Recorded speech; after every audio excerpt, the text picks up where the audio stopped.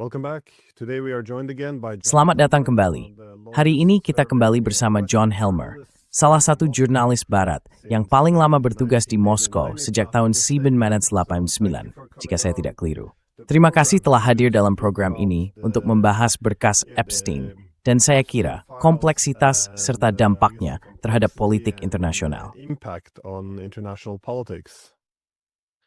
Terima kasih lagi, Ismaya. Wortis.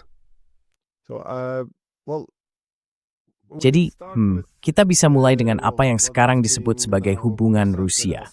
Maksudnya, Epstein tampaknya mencoba melalui beberapa saluran untuk mendapatkan pertemuan dengan Putin. Namun menurut bukti yang ada, upaya tersebut tampaknya tidak berhasil. Meski begitu, kita melihat hal ini digunakan sampai batas tertentu oleh kalangan media politik untuk mengaitkan Rusia dengan skandal tersebut dan bahkan menyiratkan bahwa dia adalah agen Rusia. Saya ingin tahu apakah mungkin kita bisa mulai hubungan Rusia dalam keseluruhan masalah ini.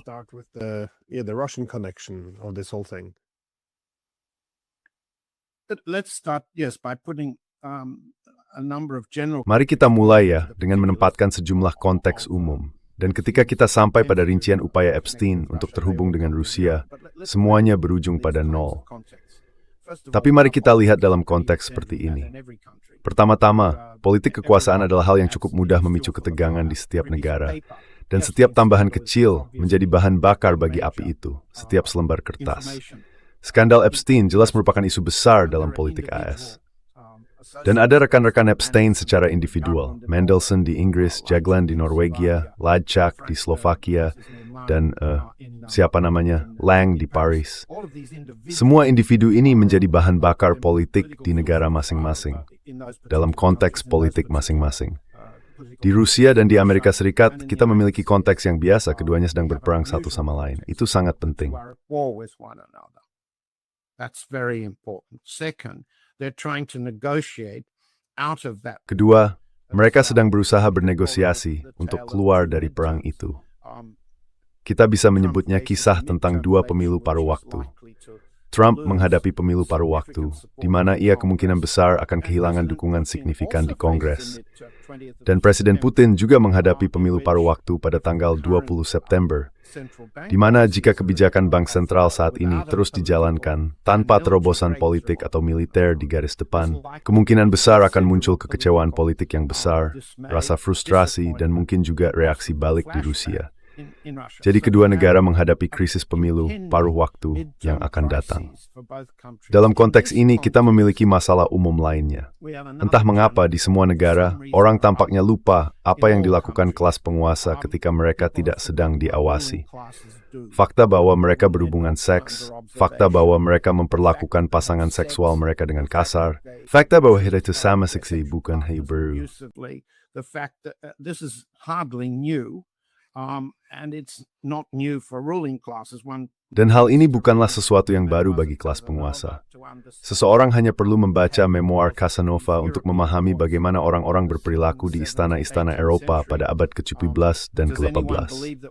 Apakah ada yang percaya bahwa ketika Henry VIII pergi berburu, setelah mereka kembali ke pondok, tidak ada perempuan yang dipaksa keluar, direkrut, dijadikan budak, entah apa lagi? Apakah mereka orang dewasa yang setuju? Apakah mereka anak-anak? Kita tahu apa yang dilakukan oleh kelas penguasa. Masalahnya adalah bahwa Epstein, sebagai manajer keuangan yang relatif amatir, mengelola skema penghindaran pajak dan pencucian uang, telah dilebih-lebihkan kepentingannya. Sama seperti ia melebih-lebihkan pentingnya dirinya sendiri. Sementara orang-orang lupa untuk menelusuri uangnya, menelusuri kliennya, dan melacak bagaimana bisnisnya sebenarnya dijalankan. Jadi ini adalah konteks umum.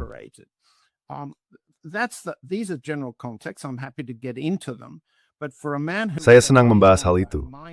Namun, bagi seorang pria yang merupakan pencuci uang dan penasihat penghindaran pajak kecil bagi dua klien yang mendominasi transaksi keuangannya, Leslie Wexner dan Leon Black, dua klien yang menguasai bisnisnya selama lebih dari 1 dekade, upayanya untuk mendekati Rusia dan para oligarki Rusia, serta mencoba menjual kepada mereka apa yang ia anggap sebagai ide orisinal untuk penghindaran pajak dan pencucian uang, terasa lucu.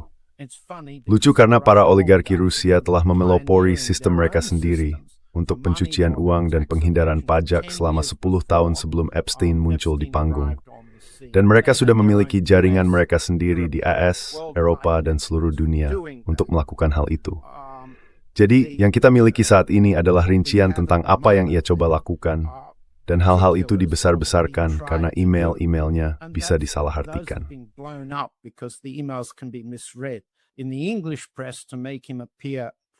Di media berbahasa Inggris, mereka berusaha menampilkan dirinya di kolom surat kabar seperti katakanlah Telegraph atau Times, untuk membuatnya tampak seperti agen Rusia. Di media lain, mereka mencoba membuatnya terlihat dekat dengan para oligarki Rusia di New York. Kita bisa menelusuri faktanya.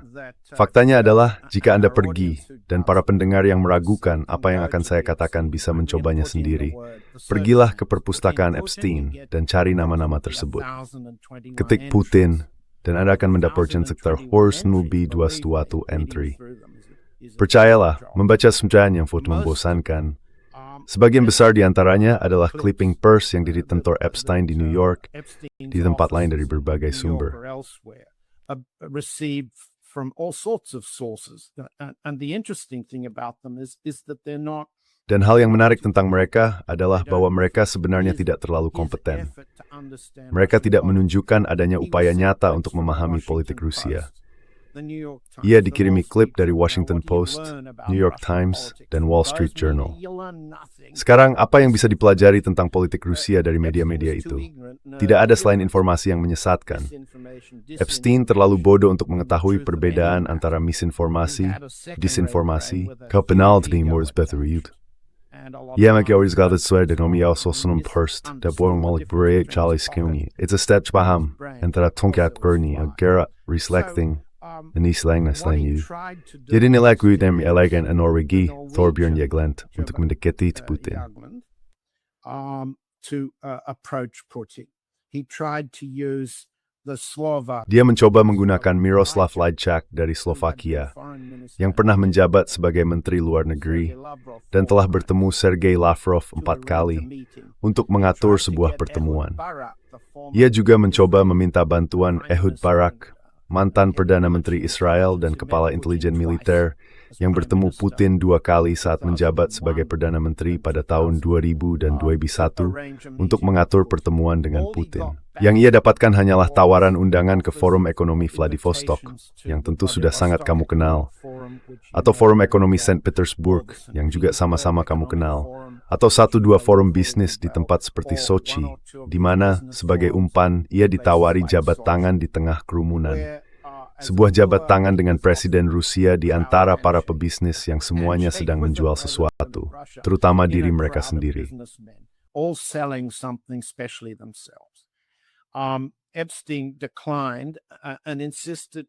Epstein menolak dan bersikeras, kamu bisa melihatnya dalam catatan email, untuk mengadakan pertemuan 1 lawan 1. Apa yang dia pikir sedang ia tawarkan kepada Putin? Apa yang ia katakan kepada para perantara itu? Ia percaya bahwa ia memiliki skema digital atau mata uang kripto yang akan menjadikan Rusia pemimpin global dalam transfer mata uang kripto, dan ia pikir ia bisa menjual ide itu kepada Putin sebagaimana ia telah menjualnya kepada klien-klien penyesuaian dan optimalisasi pajaknya di Amerika Serikat. Nah, mungkin keluarga Chomsky termakan tipuannya, mungkin Stephen Bannon juga, mungkin Wexner dan Black pun demikian. Tapi mereka orang Amerika, dan mereka tidak seberpengalaman para oligarki Rusia dalam menghindari pajak, atau seberpengalaman Putin dalam menghadapi penipu, pedagang, dan penjajah asal Amerika.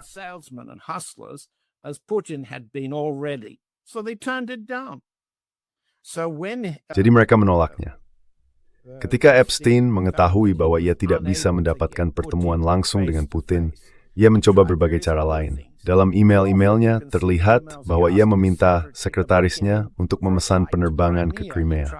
Ia mencoba itu selama 2 tahun berturut-turut, 2012 dan 2013. Ia tidak pernah sampai ke Crimea. Ia tidak pernah sampai ke Moskow. Apa yang ia coba lakukan di rumahnya di Manhattan? Meluhobala eksbistop Roman Abramovich. Icharitnan simdes blans England Blathnik devon risk dekade. Rutbrimoy bo Blafatnik dekatnen Putin. Idiomen kosong, episteles. Blavatnik was close to Putin. This is nonsense, but never mind. Blavatnik was Russian. Russian Jewish. Blavatnik adalah orang Rusia Yahudi berkekayaan setara oligarki di Moskow, New York, dan London seperti yang kamu tahu, dan dianggap sebagai seorang oligark Rusia. Bagian itu benar. Blavatnik dengan sopan menolak untuk hadir di pesta makannya. Ia mencoba mendekati Oleg Deripaska. Ia mencoba mendekati Prohorov. Aku mengikuti masing-masing oligark itu, terutama yang memiliki hubungan dengan AS, dan ia gagal setiap kali. Tak satu pun dari mereka yang datang. Itu menemukan catatan bahwa mereka makan siang, makan malam, atau di pesawat. Penting mereka kira itu pesawat. Mereka punya pesawat yang sekian luxur. Mereka bikin pulau sendiri, kal sendiri. Euthanasia dual. Their own boats. What was he selling? Well, you can see from all the files, he was Nah, selling dari semua berkas itu terlihat bahwa dia menjual jasa konsultasi seni. Itu adalah skema lain untuk memindahkan aset masuk dan keluar dari surga pajak. Saya sudah melakukan banyak uji tuntas tentang bagaimana para oligarki menghindari pajak dan memindahkan uang. Tidak ada yang dilakukan Epstein yang benar-benar orisinal. Tidak ada yang belum mereka ketahui. Dan kebanyakan dari mereka cukup sopan. Ketika Epstein didekati oleh Cermak Property di Manhattan untuk membawa beberapa orang Rusia melihat myth, mungkin membeli rumah kotanya di Manhattan, saya mencoba mengingat siapakah. Salah satunya Niksey Kuzmichev, salah satu oligarki di Alpha Group, dan satu lagi adalah Abramovich. And one was Abramovich. What Epstein replied by email was that Apa yang dibalas Epstein lewat email adalah bahwa dia sudah bertemu dengan Abramovich, dan Abramovich telah menawarinya $250 juta untuk rumah kotanya yang ia tolak. Maksud saya, ini benar-benar karangan belaka. Pertama, Abramovich tidak pernah datang. Kedua, rumahnya di Manhattan jauh lebih rendah nilainya dan ukurannya dibandingkan deretan rumah yang dibeli Abramovich sendiri. Dan $250 juta itu, kalau saya tidak salah, sekitar 5 kali lipat dari nilai pasar rumah tersebut pada saat itu. Mengira bahwa seorang oligarki bisa membuat kesalahan seperti itu, menunjukkan sejauh mana rasa ingin tahunya dan kemampuannya membaca tentang orang-orang Rusia. Satu-satunya yang tampaknya ia punya hubungan, meski tidak langsung, adalah Dmitry Rybolovlev, oligarki potasium, yang datang dan pergi di Miami membeli rumah Trump. came in and out of Miami buying the Trump house. And there's something in the Epstein files about Dan ada sesuatu dalam berkas Epstein tentang upaya Trump dan Epstein untuk menyelamatkan Trump dari kebangkrutan dengan membuat seseorang membeli sebuah rumah atau semacam kombinasi properti dengan harga jauh di atas nilai pasar. Itu merupakan bentuk suap, sebuah transfer keuangan. Tidak jelas apa yang sebenarnya terjadi, tetapi Rybolovlev tidak berurusan dengan Epstein maupun perantaranya. Jadi jika disimpulkan, Epstein mencoba selama 1 dekade gagal secara politik di tingkat tinggi, gagal dengan para oligarki Rusia, dan ia gagal karena beberapa alasan. Salah satunya adalah ketidaktahuannya, rasa keistimewaan khas Amerika, berpikir bahwa ia memiliki sesuatu untuk ditawarkan yang belum pernah dipikirkan atau dialami oleh orang Rusia.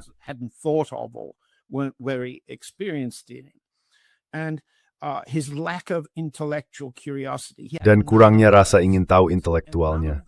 Dia sama sekali tidak memiliki hal-hal itu. Begitu pula dengan orang-orang Eropa yang dia gunakan sebagai penghubung atau kontak atau perantara. Barak, Jagland, Leitchuk, dan lainnya. Ada seorang Emirat bernama Salaim yang kemarin mengundurkan diri dari jabatannya di perusahaan. Tak satu pun dari mereka memiliki kemampuan bahasa Rusia yang memadai. Tak satu pun dari mereka pernah berhadapan langsung dengan Putin, selalu dalam kelompok. Dan Epstein tidak memiliki rasa ingin tahu. Ia tidak menunjukkan ketertarikan apapun dalam interaksinya dengan mereka tentang Rusia. Satu-satunya orang, dan ini penting meskipun tidak disebutkan di media Rusia, yang pernah dia makan siang bersama, yang pernah dia temui pribadi, adalah Vitaly Churkin.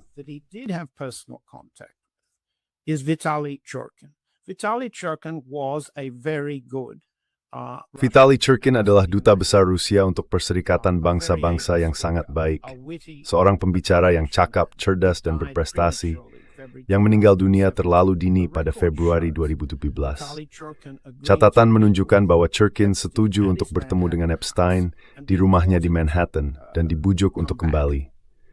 Tidak diragukan lagi bahwa Churkin bertemu dengannya lebih dari sekali, mungkin sekitar setengah lusin kali. Bisa dibilang, pertemuan-pertemuan itu merupakan hubungan diplomatik yang rutin. Pada saat itu, Churkin tahu bahwa Epstein terlibat dengan individu seperti Tom Barrack, seorang pendana utama kampanye pertama Trump. Barrack kini adalah duta besar AS, duta besar Trump untuk Turki, dan pemain penting dalam politik Suriah. Barrack adalah seorang pendana. Barrack was a financier. It's reasonable for Churkin to have gone to. Adalah hal yang wajar bagi Churkin untuk pergi menemui Epstein guna bertemu dengan orang lain dan mendengar gosip. Namun kemudian Churkin melakukan satu hal yang bisa dibilang tidak pantas. Ia meminta bantuan Epstein untuk mencarikan pekerjaan bagi putranya, Maxim, dan Epstein pun mengatur pekerjaan itu. Catatan email menunjukkan bahwa baik sebelum maupun sesudah Vitaly Churkin meninggal, Maxim Churkin tetap menjalin hubungan. Saya tidak mengatakan ada sesuatu yang tidak bermoral di situ. Yang saya katakan adalah, dialah satu-satunya pejabat dalam catatan yang bisa saya temukan yang berinteraksi dengan Epstein dan saling bertukar bantuan.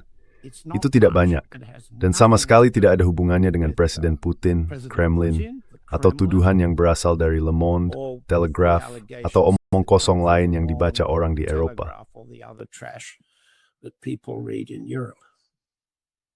Well, it does seem that Ya, tampaknya Jagland, mantan Perdana Menteri Norwegia, yang kemudian menjabat sebagai Sekretaris Jenderal Dewan Eropa, melebih-lebihkan hubungan atau pengaruhnya dengan Putin untuk menjual dirinya kepada Epstein dan memperoleh keuntungan. Tapi sekali lagi, inilah yang dilakukan oleh para pedagang pengaruh. Mereka menawarkan koneksi, lalu menginginkan sesuatu sebagai imbalan. Jadi, pada dasarnya, ia banyak berpura-pura. Please, saya memang tidak mampu mengatur pertemuan dengan Putin. Tapi menurutmu, apa sebenarnya yang diinginkan Epstein terhadap Rusia? What Epstein wanted from the Russians. That is, obviously you said what he was selling. Maksudnya, jelas Anda mengatakan bahwa apa yang ia tawarkan kepada pihak Rusia, mereka tidak tertarik. Tapi apakah ini semata-mata tentang memiliki hubungan dengan Presiden Federasi Rusia sebagai semacam mata uang untuk mendapatkan pengaruh di seluruh Eropa dan Amerika Serikat? Atau, setelah menelusuri berkas-berkasnya, adakah bukti tentang hal-hal spesifik yang ingin ia peroleh dari situ? Atau lagi, ketika ia meminta semua pertemuan ini dan pengenalan kepada Putin, apa arti kursi bang persistege ingin ia capai? Is there any indication what he actually wants to achieve with this? I think you put it very well, Glenn.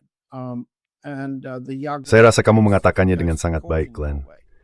Dan kasus Jagland, jika dibawa ke pengadilan di Norwegia, akan menunjukkan beberapa poin yang kamu sampaikan. Ya, Jagland melebih-lebihkan kekuasaan pribadinya sendiri. Dia tidak pernah bertemu Putin, kecuali sebagai bagian dari delegasi, baik bersama pejabat Norwegia lainnya maupun dengan Dewan Eropa, dan dia tidak pernah bertemu dengannya secara pribadi. Dia selalu gagal dalam pertemuan-pertemuan itu karena pihak Rusia semakin khawatir tentang sanksi Eropa. Dan Jagland tidak pernah mampu memberikan perubahan atau pelunakan terhadap sikap Eropa yang semakin agresif terhadap Rusia. Ya, saya pikir kamu benar menangkap intinya. Epstein dengan membaca surat kabar seperti Wall Street Journal, Washington Post, New York Times, dan sebagainya, memahami bahwa Putin adalah tokoh dunia yang penting. Understood Putin was a major world figure, so he thought that he could Jadi dia berpikir bahwa dengan mengadakan pertemuan, dia bisa membangun sesuatu yang kemudian bisa dijual kepada orang lain sebagai koneksinya dengan Rusia. Dan dia mengulangi modus operandinya itu. Ini adalah penipuan standar, cara curang yang umum bagi para manajer keuangan yang disebut-sebut itu. Jenewa dan Zurich penuh dengan mereka, puluhan orang seperti itu. Liechtenstein juga. Tak diragukan lagi, Oslo pun memiliki lebih dari segelintir manajer keuangan yang memberitahu klien bahwa dengan biaya khusus ditambah persentase tertentu, mereka bisa mengatur agar klien mendapatkan pengetahuan orang dalam melalui koneksi mereka. Baik itu tentang saham yang akan naik, kontrak pemerintah yang akan ditandatangani, kapal yang akan disewa, atau apapun bidang usahanya.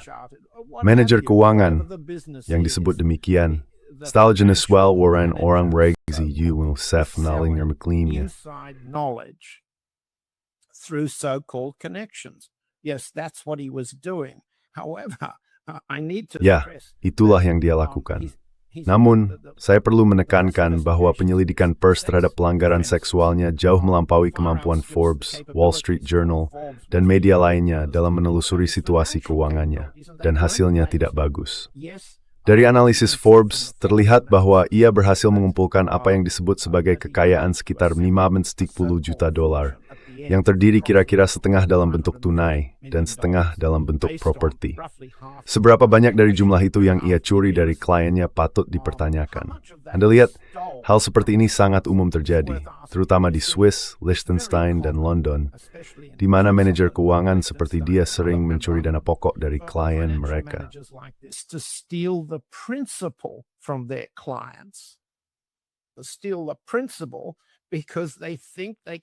Mereka mencuri pokoknya karena mereka pikir bisa lolos begitu saja.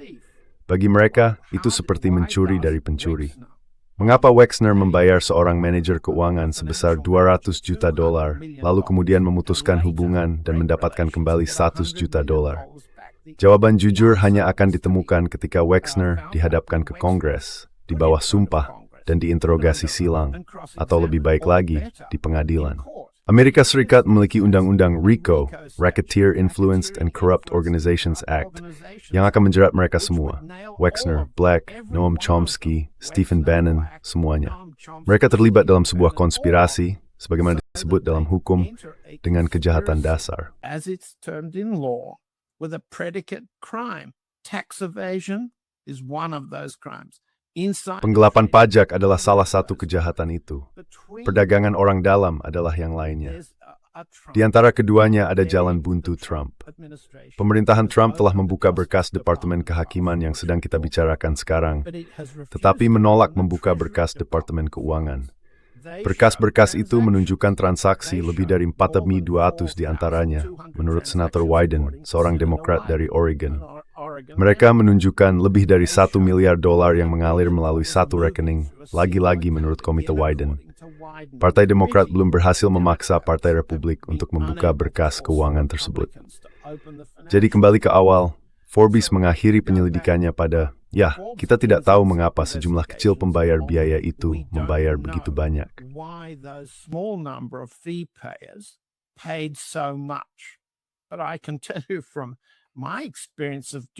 Tapi saya bisa katakan berdasarkan pengalaman saya melakukan uji tuntas, penasihat seni, skema asuransi, skema pelabuhan bebas, penghindaran pajak melalui Siprus, berbagai skema transfer yang digunakan. Apa yang terjadi di sini adalah konspirasi untuk menghindari pajak di dalam negeri. Ini memerlukan kepercayaan pada staf kecil, biasanya 2 atau 3 pengacara, 2 atau 3 akuntan, dan banyak orang lain yang memindahkan uang melalui puluhan entitas korporasi, serta ratusan nama dan rekening untuk menyembunyikannya. Dan jika seorang penasihat memahami sifat kriminal dari skema tersebut, dia akan mencuri dana utamanya. Ada sebuah kasus terkenal, sangat terkenal tentang skema semacam itu, yang melibatkan Dmitry Rybolovlev dan penasihat seninya Yves Bouvier di Swiss. It's associated with murder Rybolovlev begwod voor menischen in een verzuilbek with thing tuksan besar. Bouvier was overcharging him for major paintings. By major paintings, I include Yang saya maksud dengan lukisan besar adalah karya Leonardo da Vinci, yang kabarnya terjual sekitar $450 juta. Perlu diingat, mereka ini bukan pecinta seni. Penasihat keuangan atau seni tidak sedang mengajarkan seseorang tentang Rembrandt atau da Vinci. Mereka menggunakan uang panas, mencucinya melalui pasar seni, menyimpan lukisan itu di gudang di Bandara Jenewa, lalu menjualnya kembali untuk mendapatkan keuntungan modal tanpa pajak. Kira-kira seperti itulah skemanya. Ketika Rybolovlev pergi ke pengadilan di Swiss dan kemudian ke Sotheby's di New York, pembelaan Bouvier cukup rumit. Ia pada dasarnya dibebaskan dari tuduhan menaikkan harga komoditas kepada klien dan tidak pernah dituduh atau dihukum karena pencurian, yang merupakan tuduhan Rybolovlev terhadapnya, penipuan dan pencurian. Dalam kasus Epstein, hal itu tidak hanya melibatkan seni.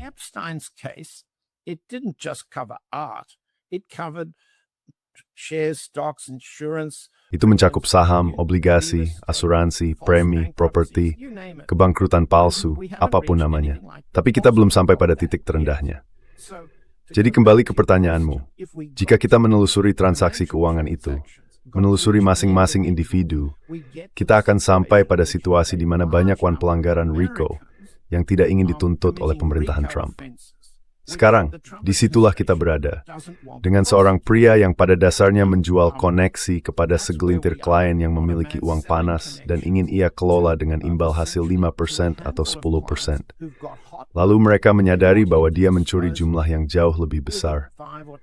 Begitulah cara menjelaskan jumlah besar itu.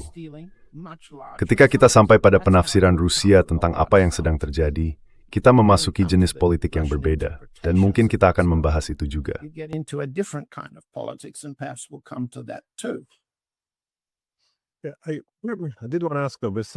Saya memang ingin bertanya, meskipun selain penggelapan pajak dan pencucian uang, saya ingin tahu bagaimana Anda melihat masalah sistemik dari semacam pemerintahan bayangan di antara jaringan elit ini.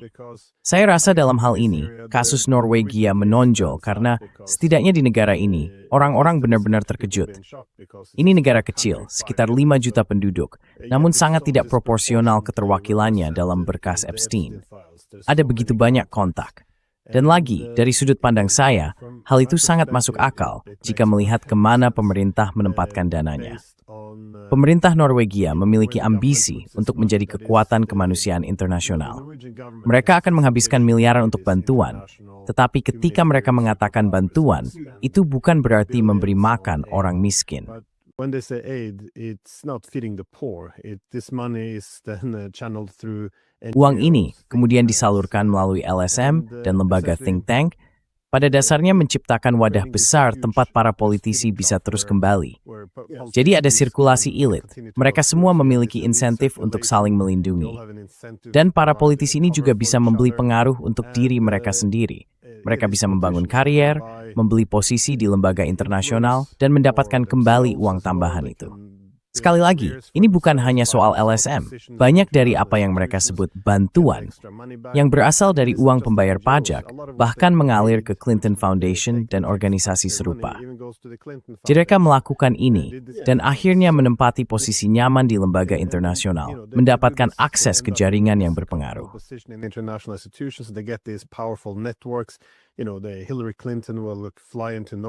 Kau tahu, Hillary Clinton akan terbang ke Norwegia dan makan malam dengan mereka, dan itu dibayar oleh pembayar pajak. Dan ini tidak selalu demi kepentingan nasional. Ini juga tentang membangun karier mereka sendiri. Pada dasarnya, hal ini memungkinkan para politisi untuk membentuk kebijakan mereka sendiri. Seperti Menteri Luar Negeri kita sebelumnya, Brenda. Dia juga ada dalam berkas Epstein. Sekarang, dia memimpin Forum Ekonomi Dunia, dan dia pada dasarnya memberitahu Epstein bahwa ya, ini bisa menggantikan Perserikatan Bangsa-Bangsa. Jadi ini adalah hal-hal yang tidak akan pernah mereka katakan di depan umum. Tapi inilah masalahnya. Ketika kamu mengucurkan ratusan juta dan miliaran ke organisasi non-pemerintah ini, mereka beroperasi di luar kendali pemerintah atau pengawasan publik.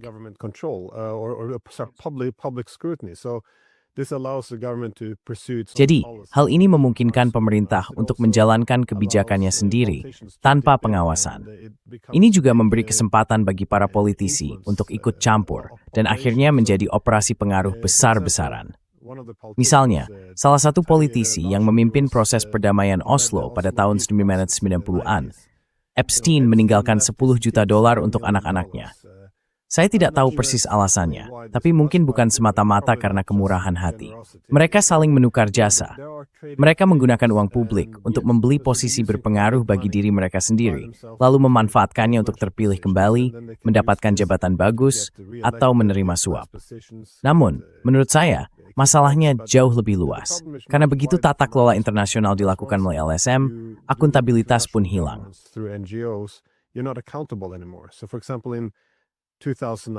Jadi, misalnya, pada tahun 2019, para politisi semua meneteskan air mata buaya. Kita harus membantu Ukraina. Kita harus mendukung demokrasi. Namun yang dilakukan pemerintah adalah mendanai LSM bernama Ukraine Crisis Media Center. Setelah 73% warga Ukraina memilih mandat perdamaian Zelensky atau platform perdamaian untuk mencapai perdamaian dengan Donbas dan Rusia, serta melaksanakan perjanjian Minsk, LSM ini yang didanai oleh pemerintah kita di sini, juga oleh pemerintah Berat dan National Endowment for Democracy. pada dasarnya menetapkan garis merah dengan mengatakan bahwa tidak boleh ada konsesi yang sebenarnya menjadi janji Camp dia, dan bahkan tidak boleh ada negosiasi dari Rusia tanpa hadiran tahu Rusia.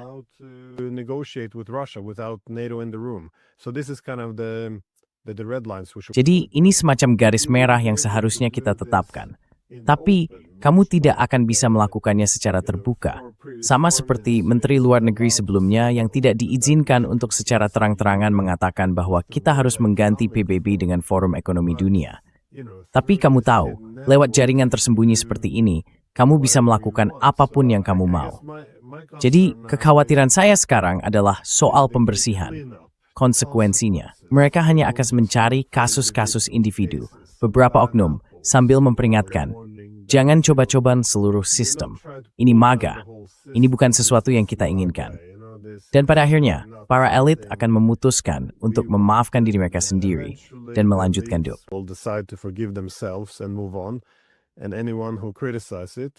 Dan siapapun yang mengkritiknya akan dicap sebagai aktor anti negara yang berusaha menebar ketidakpercayaan terhadap pemerintah dan mungkin bertindak atas nama pemerintah asing.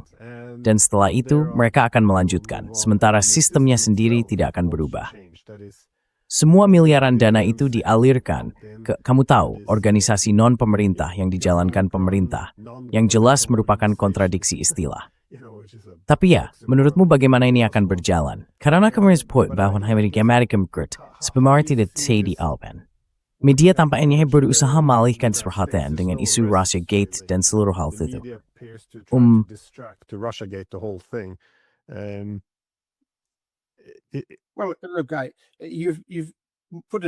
Baik, begini kamu sudah menjelaskannya dengan sangat baik, Glenn.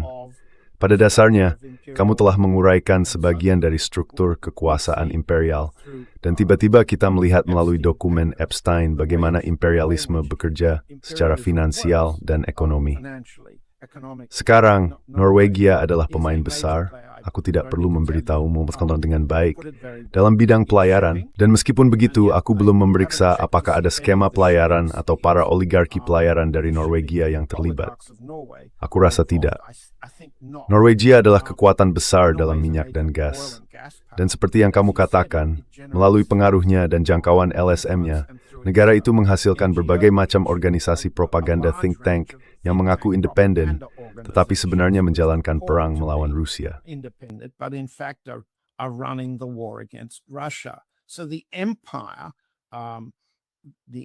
Jadi kekaisaran, organisasi imperialis yang dipimpin oleh Amerika Serikat melawan Rusia dalam perang ini, sebagian terungkap. Dan saya pikir Anda membuat poin yang sangat bagus untuk para pendengar kita. Individu-individu akan dijadikan pihak yang bersalah, dan mereka akan mengundurkan diri. Mereka akan mengundurkan diri karena kehadiran mereka di pesawat yang menuju pesta seks. Atau kita akan mendengar cerita tentang pemerasan oleh Israel terhadap individu-individu, temperan Mossad, atau kita akan mendengar tentang Ben Intlin Rusia. Semua yaitu pengalihan. Di Rusia ada seseorang Alexander Dugin yang dianggap sebagai filsuf Rusia kemuka, mengatakan, dan saya melihat catatan untuk mendengar keterangan yang bersaftat setan. Describing this empire as satanic, and we've also had stories from the Epstein files. Dan kami juga telah mendengar kisah-kisah dari berkas Epstein, foto-foto rumahnya dan tuduhan praktik satanik, pengeluaran darah, penyiksaan, dan sebagainya. Jadi yang tidak kita lihat adalah penemuan kembali dominasi imperialis gaya lama. Yang terjadi adalah setiap negara berusaha tetap berada dalam sistem imperial yang saat ini sedang berperang di medan Ukraina dan di tempat lain, mempertahankan sistem itu, tetapi menyingkirkan beberapa oknum yang tertangkap basah. Bisa dibilang begitu. Ini tidak berarti kita menganggap enteng atau memperlakukan secara tidak pantas ketidakmoralannya dalam eksploitasi terhadap perempuan muda, terutama perempuan muda Rusia.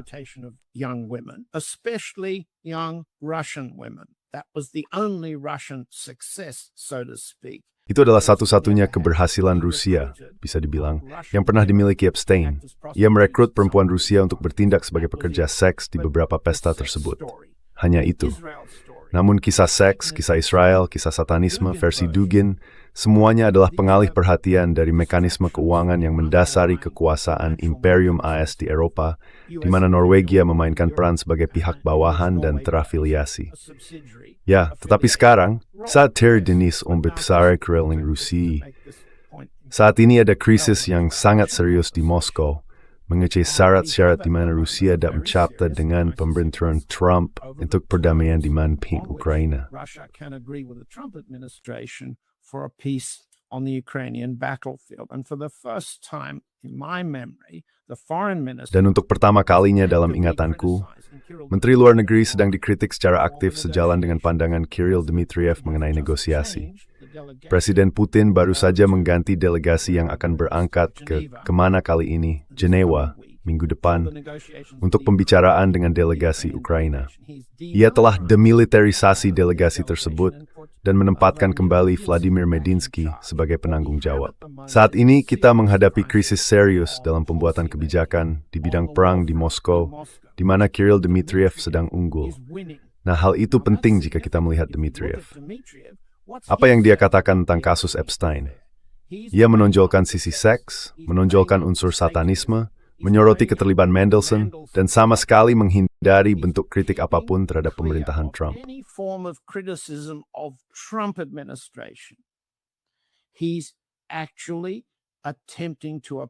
Dia sebenarnya berusaha untuk menenangkan dan mengambil hati pemerintahan Trump yang mencakup orang-orang yang telah ia ajak bernegosiasi. Dan jika kita ingin melihat syarat-syarat apa yang sedang dinegosiasikan oleh Dmitriev, lihatlah syarat-syarat yang telah dibahas oleh Ritkov, Lutnick, Besant, Kushner, dan Josh Grunbaum dengan Dmitriev di Miami dan tempat-tempat lain. Memo itu, atau ringkasan dari beberapa poinnya, muncul di Bloomberg sekitar 24 jam yang lalu. Jadi saya sepenuhnya setuju dengan Glenn. Apa yang kita lihat di sini adalah imperialisme finansial gaya lama ala AS dan Anglo-Amerika. Dan ada banyak orang yang kamu siarkan yang merupakan ahli dalam cara kerja sistem-sistem ini, yang sedang bekerja pada para negosiator Rusia seperti Kirill Dmitriev, untuk memastikan mereka membawa ke meja perundingan bentuk negosiasi yang tidak lagi diinginkan Presiden Putin untuk diwakili oleh kelompok Laksamana Yakoshchikov.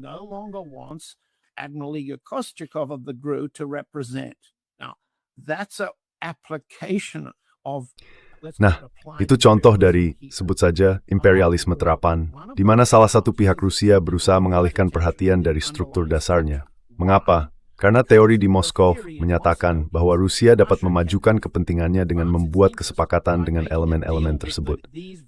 Pada saat yang sama, ada faksi besar di Rusia, mungkin mayoritas di Dewan Keamanan, yang mengatakan bahwa Rusia tidak dapat membuat kesepakatan dengan elemen-elemen di pihak AS. Jadi kita melihat Epstein terapsta dan it was sangat serius.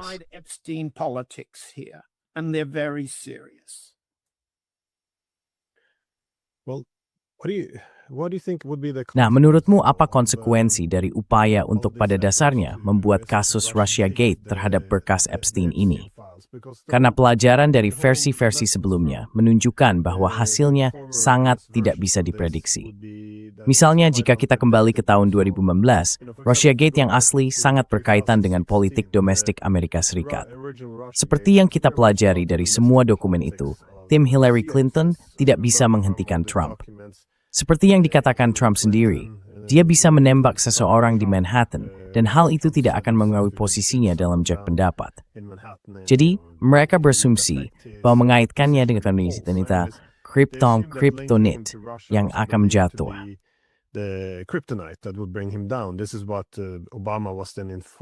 Inilah yang juga diberitahukan kepada Obama oleh CIA. Itulah sebabnya Clinton merekayasa hubungan-hubungan ini. Tapi, maksud saya, ini adalah perselisihan domestik di dalam AS.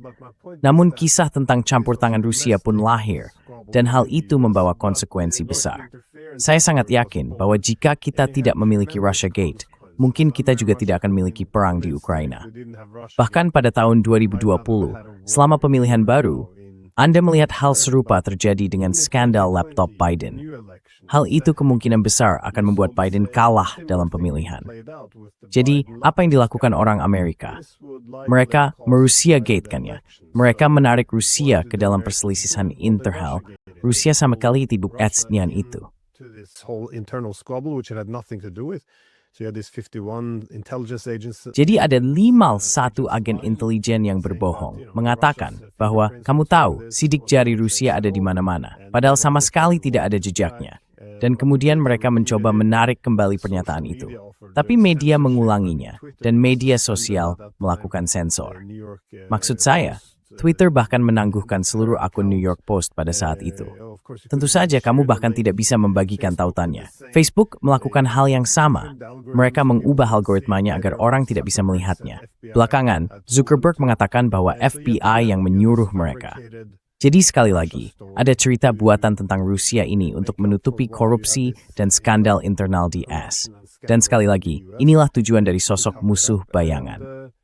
Again, this is the purpose of a boogeyman. And it further then destroyed Dan hal itu semakin merusak stabilitas internasional, karena membuat publik yakin bahwa Rusia sedang terlibat dalam semacam perang hibrida melawan mereka. Bagaimanapun, rasanya kita bisa saja menempuh jalan ini lagi. Jadi kita punya skandal ini, Trump mencoba menepisnya sebagai tipuan. Sekarang tentu saja sangat jelas bahwa ini sama sekali bukan tipuan. Dan tampaknya dorongannya lagi-lagi adalah untuk membuatnya seperti Russiagate. Berpura-pura bahwa ini adalah agen Rusia. Jadi alih-alih membersihkan masalah secara internal, solusinya menjadi menghadapi Rusia. Jangan pertanyakan para elit kita. Menurutmu, apakah kita bisa menempuh jalan ini lagi? Atau media sudah kehabisan kredibilitasnya saat ini?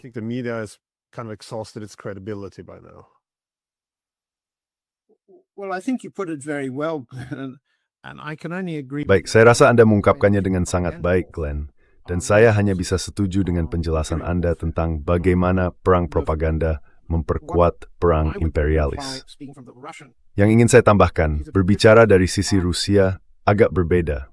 Propaganda selalu merupakan produk sampingan, manifestasi permukaan dari benturan kekuatan ekonomi dan militer yang mendasarinya. Dan dalam perang kali ini, kita harus mengatakan bahwa kekuatan militer Rusia sedang unggul di medan pertempuran ini.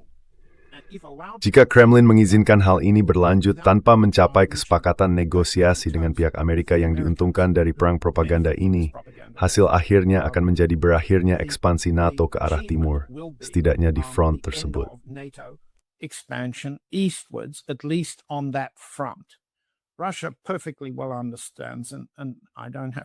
Rusia sangat memahami, dan saya tidak perlu memberitahu Anda, bahwa perang akan terus berlanjut di front Polandia, di front Finlandia, di mana-mana.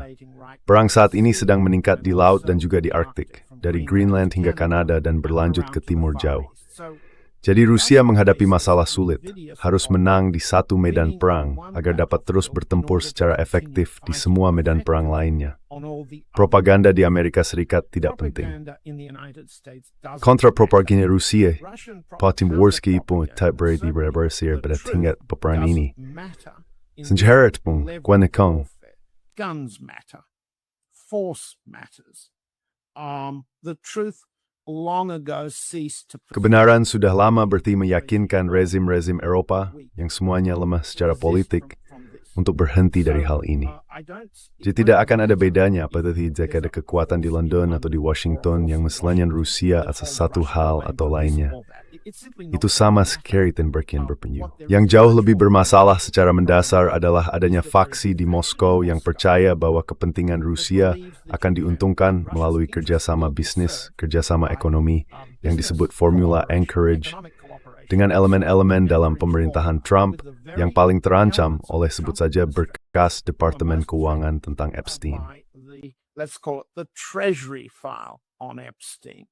If they won't prosecute for fear of unraveling... Jika mereka tidak mau menuntut karena takut akan terbongkarnya skema ilegal yang melibatkan banyak penyumbang kampanye finansial mereka sendiri. Jika mereka tidak mau menuntut, mereka tidak akan membuka kedoknya. Maka ya, sangat mungkin mereka akan mencari kambing hitam. Dan mereka tidak bisa menjadikan pemerintah Israel sebagai kambing hitam. Mereka tidak bisa menjadikan Mossad sebagai kambing hitam. Mereka bisa merancang berbagai teori stan. Mereka bisa menuduh individu sebagai penyimpang seksual. Mereka bisa menyalahkan Partai Demokrat. Dan Bill Clinton tidak hanya menumpang pesawat Epstein. Saya punya sumber yang menceritakan kepada saya tentang petualangan seksnya di kota-kota resor Meksiko. Tidak ada yang baru tentang itu. Tapi kita bisa mengharapkan propaganda semacam itu. Masalah bagi Rusia adalah, bisakah Anda membuat perjanjian kerjasama ekonomi jangka panjang dengan orang-orang seperti ini? With these kinds of people. It's not their moral character that's at issue. Bukan karakter moral mereka yang menjadi masalah. Yang jadi persoalan adalah fakta bahwa mereka membuat kesepakatan namun tetap melanggar janji mereka sendiri. Inilah yang sedang diperdebatkan saat ini. Dan jika ada satu faksi di Moskow yang mengatakan bahwa kita bisa berbisnis seperti biasa dengan orang-orang ini, sementara faksi lain mengatakan tidak, orang-orang ini, itu bukan karena mereka setan, bukan karena penyimpangan seksual mereka, bukan karena mereka menyiksa perempuan. Semua itu mungkin benar, tetapi tidak relevan dengan rencana perang mereka terhadap Rusia. Dan rencana perang itu mencakup upaya memecah belah Rusia, seperti yang selalu mereka lakukan sejak 1917, dan tentu saja sejak 1945. Jadi, saya setuju denganmu, Glenn. Propaganda itu tampaknya memiliki kekuatan politik tersendiri. The propaganda seems to have political force by itself. But the Epstein financial files show that propaganda... Namun, berkas keuangan Epstein menunjukkan bahwa propaganda pada dasarnya dibiayai, digerakkan oleh uang dan kekuasaan politik. Dan pada akhirnya, kekuasaan politik bertumpu pada kekuatan militer. Saat ini, Rusia sedang unggul di satu medan pertempuran, tetapi merusak kepercayaan yang telah dibangunnya dengan para sekutunya. Presiden Xi dari Tiongkok, Perdana Menteri Modi dari India, Kim di Korea Utara, Raul Castro di Kuba, dan IRGC di Iran. Rusia mempertaruhkan aliansinya demi perang dunia yang bisa berlangsung tanpa batas waktu, dengan mencoba mengatakan bahwa seseorang dapat membuat kesepakatan parsial dengan sikap bisnis seperti biasa, ala tokoh Epstein. Dan Anda tidak perlu menyoroti kunjungan Howard Lutnick bersama anak-anaknya, istri-istrinya, dan pengasuhnya ke pulau itu. Itu bukan masalahnya.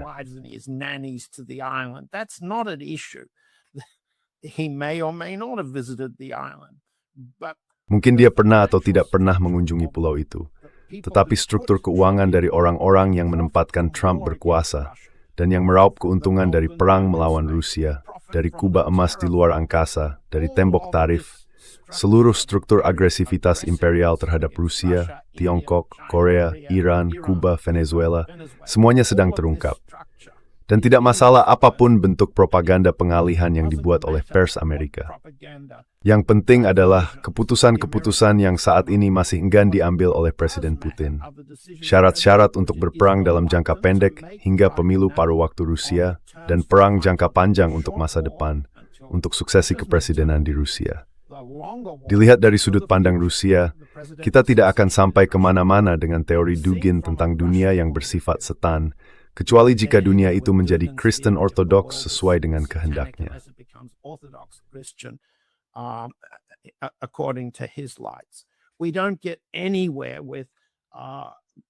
Kita tidak akan mencapai apapun dengan gagasan bisnis seperti biasa sebagai cara untuk mengurangi tekanan sanksi terhadap kita. Sanksi itu akan terus berlanjut. Yang harus kita fokuskan adalah bahwa kita bukan bagian dari sistem itu. Rusia hampir tidak memiliki peran amoral atau seksual dalam semua berkas Departemen Kehakiman. Rusia pada dasarnya bisa bertanya, apakah mungkin melakukan negosiasi apapun dengan orang Amerika seperti ini, dengan struktur keuangan seperti itu? Mengapa kita atau Tiongkok, India, Korea harus mempercayai mereka untuk membuat kesepakatan semacam itu? Itu adalah masalah yang sangat serius sekarang. Ini tidak meremehkan tindakan amoral atau kesalahan yang ada. Ini sama sekali tidak menyiratkan bahwa pelecehan terhadap perempuan dapat diterima.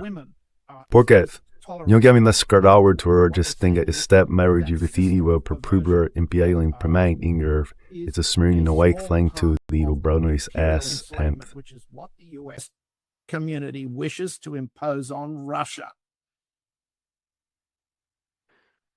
Well, thank you for Beth, I would guess to mabigipatin that rutine. Suit, like to remember that Malthikil nod, the description, that is a tube non malang Guatemala. As the tithe, and I'm always with you. Thank you you. very much for taking the time. Terima kasih, Glenn. Terima kasih sudah mengundang saya.